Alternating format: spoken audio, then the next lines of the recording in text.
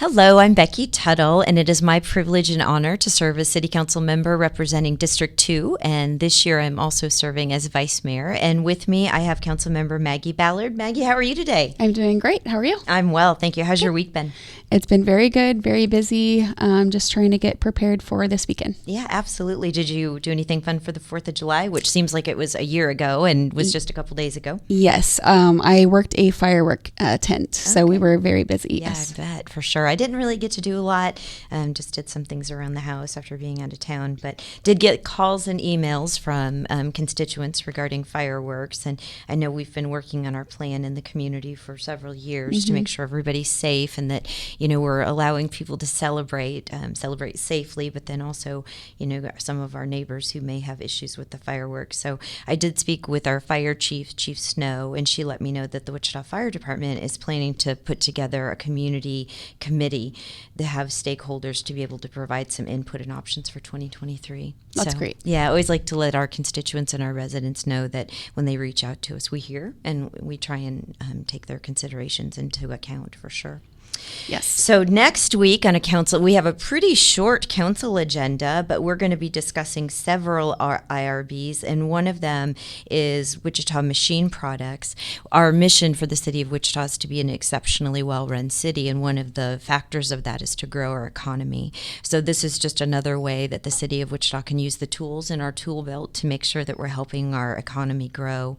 And Wichita Machine Products has been in Wichita since 1980, and they're a small, medium precision machine products company, and they have about 5,000 square feet now, but they're going to build another 18,000 square feet, and it's going to be manufacturing space and office on 6.6 acres. So like I said, IRBs are just one of the tools that we use in our economic tool belt, but they're going to be doing $2.2 million in property improvements in District 4. So I'm sure that Council Member Blubaugh is very excited and happy to see this agenda item come before us, and a thank you to Wichita Machine Products for investing in Wichita. Yep. And I see that you also have one in your district, an IRB. Yep, we do. AirXL, they will be, I actually met them a couple weeks ago at the WindSurge game, so excited that they are doing an additional expansion. They did one maybe a year or two ago, so they're moving right along. So yeah, super excited for them as well. Also, the manager will present the 2023 and 2024 annual budget. There's a lot of really good stuff in there. I think this year there's fire and police stations, dog parks. I think they're looking at adding a new one, and then some improvements as well. Hydration stations. Part of the Amadon Bridge project is in there, and lots more. So I would encourage anyone to look and see what else is in there, maybe near them. And we have had robust community engagement, as we always do during our budgeting process. We had a social media town hall. We have our budget simulator. There was budget presentations at all of our district advisory boards. I'm sure there's other things that I'm missing. So I always say, I've said this consistently for every time I've been in council, that we make lots of important decisions, but I feel for me personally as a council member, the budget vote is the most important vote that I make, because where you allocate your treasure is a reflection of your values. And so, when people ask what are some priorities for me for budget this year, for the, operating budget, and then also for the CIP, which is our capital improvement program, I always reflect back to our mission of being an exceptionally well-run city. So we want to make sure we support our police and fire departments. We want to make sure that we grow our economy. And we have very targeted industries, advanced manufacturing and materials, aerospace, agriculture, energy, healthcare, IT, and transportation and logistics, and then also to build and maintain our infrastructure and to make sure that it's reliable so that our community members have the opportunity to live well. And then also, by living well, having parks and rec and affordable housing and library services and transit and cultural and arts. So it's all important. Everything in there is important and impacts people's lives on a daily basis. So really important and thoughtful decisions need to be made as we're deciding how to allocate our treasure. Yep. Yeah. I agree. Well, we also are going to be discussing sewer mains for future development. So when I was reviewing the agenda item again, going back to building and maintaining reliable and dependable infrastructure for our community. So this is something that's really important. It's in our capital improvement plan for 2022 to 2023, I think. Yes, to 2022 to 2031. And we're allocating almost $2 million for this. So this will be another project that we'll be working on, and something that, our Public Works Department just does an outstanding job. One of the things I think that happens in Public Works, and I laugh with Alan King, our director, is that people really appreciate their work when there's the absence of it, right? Mm-hmm. When something doesn't go well, or the water doesn't come on, or the streets aren't shoveled, or the street sweepers aren't working. That's when people notice it. So this is just making sure that we're being proactive and making sure that we're taking care of the assets and expanding the assets that we have. Awesome. Next week is also the first meeting of the redistricting committee, and Councilmember Hoheisel will be making his appointment next Tuesday.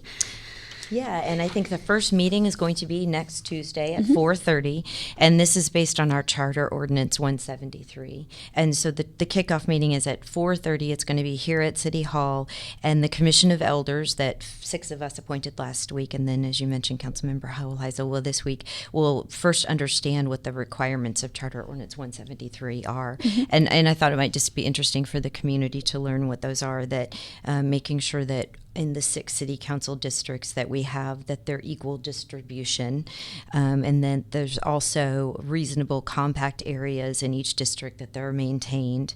We also need to make sure that the election precincts that are set by the county election commission are followed, so we can't break up HOAs, we can't break up election precincts. We want to make sure that we don't use any partisan data. I think it's such a significant and impactful and purposeful addition to our community, just something that's really important to me, and I think is a true benefit, that we're not partisan as city council members. We all just care about the community, and partisan shouldn't be a part of it. And then also the integrity of the broad cohesive areas of interest are maintained. So I think the first meeting is just going to be kind of the logistics and trying to make sure that the newly appointed Commission of Elders understands what their tasks is given to them. So yes. Yeah, I think there's a lot of confusion. There's been a lot of social media attention. There's been a lot of attention, and truly redistricting is just about counting heads and making sure that each of the 6 districts are equally divided. So that's what it is. So the awesome. County just went through the process a couple months ago and did it pretty flawlessly. So I'm hopeful that we can do the same. Yes, yeah. I agree. Do you have any weekend plans? I do. One of the things that I'm always excited about, it meets every other month, is the Cedric County Association of Cities. And I always try and go, and I used to go even before I was on council, but there are 19 cities within Cedric County, and then there's also the county is represented. And at tomorrow morning's presentation, it's going to be from a new initiative called Recovery Connect. And so I did a little research to find out what it was, and I'm very excited. It's a Cedric County initiative, and it's an economic recovery program, and the Wichita State University Public Policy and Management Center is the one who is going to be facilitating the process, and it's to connect individuals, small businesses, and non-for-profits to resources to help them recover from the pandemic.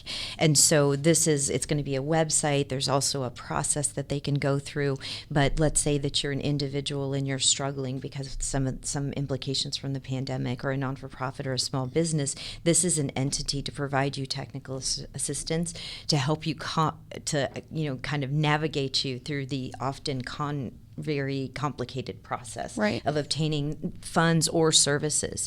So kudos to Cedric County for starting this, and especially because it's going to raise awareness, access, and then provide support. So going to go and learn more about that, and then also interact with our electeds from across the entire county. It's always a great opportunity to hear what's going on in other cities and at Cedric County. And then I'm going to try and go to the art museum. There's a new exhibit that I'm very excited about, a glass exhibit. I love to support our entities, and especially when it's a really hot weekend like it's going to be. The art museum sounds like the right place to be for me, and have a little lunch maybe at the Muse Cafe, and hit one of the best gift shops in town that's right there. So I'm happy to go and do that, and probably just remind everyone too to stay inside if they can, if they're outside at many of our other activities, to stay hydrated, make sure they take breaks and go inside. Yep. But how about you? Awesome. Well, if you get the chance, I know the Indian Center is also having a little event where they're selling different, beaded items and different things that they're making. So that should be a good time. Love Your Community is also going on over at Evergreen. Yep. The Wind Surge will be playing. And I know Nico Hernandez is fighting at Coke Arena. So lots and lots of different things going on. Yeah, whenever people say there's nothing to do in Wichita, I always say, just come and talk to me for a minute. Yes. There's more to do than anyone could ever imagine, and something for every generation, every income level. There's, no cost, low cost activities. There's always something going on in our great city. That's why it's such a great place to live. Yes, I agree. Well, thank you so much for joining us. Be sure to subscribe and follow on Apple, Spotify, or wherever you listen to your podcasts. Thank you.